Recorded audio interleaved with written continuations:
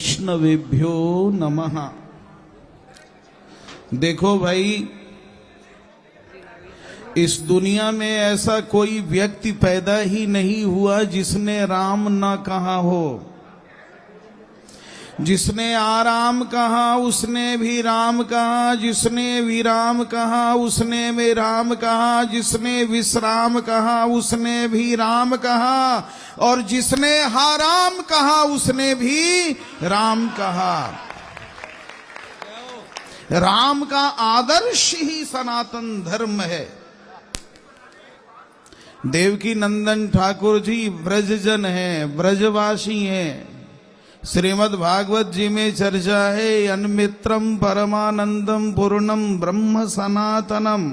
ब्रजवासियों का ऐसे ही सौभाग्य, ये भगवान के मित्र हैं। जो भगवान का मित्र है वो जगत का मित्र है, सबका मित्र है। मेरे बंधु, इनका जो उद्देश्य है, जिस सनातन धर्म बनाना चाह रहे, सनातन धर्म क्या है वो? सनातन बोर्ड, उसके लिए मैं मंगला शासन करता हूं। और साथ ही साथ अभिन्न हृदय देवकी नंदन ठाकुर जी से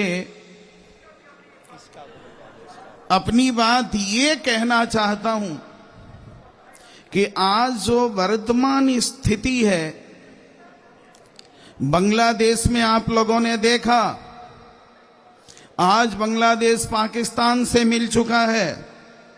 भारत का क्या होगा, इसके लिए देवकी नंदन ठाकुर जी, जिनको मैं धार्मिक नेता मानता हूं, इन्हें कहता हूं तुम आगे बढ़ो और जाकर संसद का घेराव करो कि तत्काल भारत की रक्षा के लिए कारगर उपाय होनी चाहिए।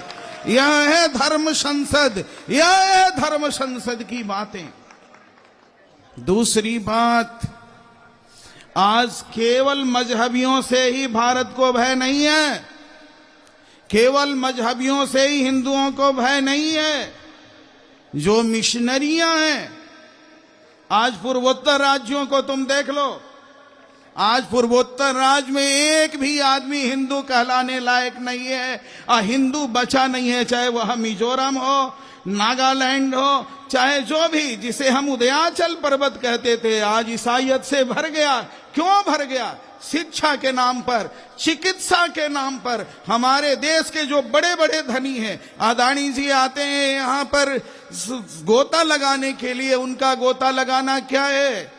अंबानी जी का गोता लगाना क्या है? आप जितने भी देश के धनी मानी लोग हो, गुरुकुल विद्यालय खुलवाओ, ऐसे विद्यालय की व्यवस्था कराओ जिसमें सनातन संस्कृति की बातें समझाई जाए, सनातन संस्कृति के विषय में हमारे बच्चों को पढ़ाया जाए। हमारे बच्चे ईसाई मिशनरियों में पढ़ने जा रहे हैं, और वहां पर उनको जो शिक्षा दी जा रही है, उन्हें कहां बताया जा रहा है कि मातृदेवो भव, पितृदेवो भव, आचार्य देवो भव, अतिथि देवो भव। ये कहां शिक्षा दी जा रही है?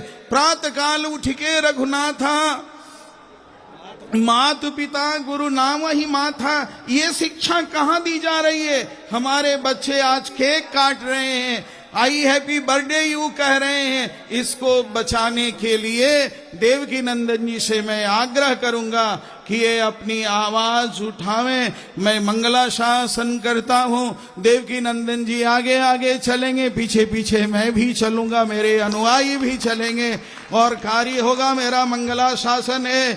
तीसरी बात कहता हूं कि कुंभ तो मैंने बहुत देखे, शिविर भी लगाया, लेकिन उत्तर प्रदेश सरकार और हमारे माननीय आदित्यनाथ योगी ने जैसी व्यवस्था इस कुंभ में बनाई है, करोड़ों करोड़ों लोग आए हुए हैं, सबके यहाँ शांति है, सबके यहाँ सद्भावना है। एक यदि कहीं आग लग गई, तत्काल सारा प्रशासन वहां पर जुट गया है। एक दिन के अंदर पुनर्जो है कि नहीं, टेंटों की व्यवस्था हो गई है। कहीं भी एक तृण देखने, कहीं गंदगी देखने को नहीं मिल रही है। ऐसी व्यवस्था हमारे योगी आदित्यनाथ जी ने की है। धन्यवाद कर रहा हूं, इस बात को ध्यान रखना।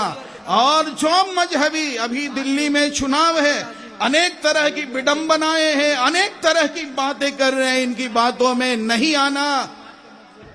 और चौथी बात ये कह रहा हूं, मैं कोई राजनीतिक आदमी नहीं हूं, किसी राजनीति पर नहीं बोल रहा हूं, मेरा धर्म नीति से मतलब है और यह मंच धर्म नीति का है, राजनीति का मंच नहीं है। मैं किसी का खंडन नहीं करता हूं, लेकिन यह बात कहता हूं कि जो लोग ये कह रहे हैं कि जातीय जनगणना होनी चाहिए, उनके आंखों में अंजन लग जाना चाहिए। वो देखे कहां जातीय आधार पर किसकी जनगणना कराना चाहते हो। देखो, इतने मेरे भाई, इतनी मेरी बहनें, इतनी मेरी माताएं, सब के सब बैठी हुई हैं और सब एक साथ त्रिवेणी में गोता लगा रहे हैं।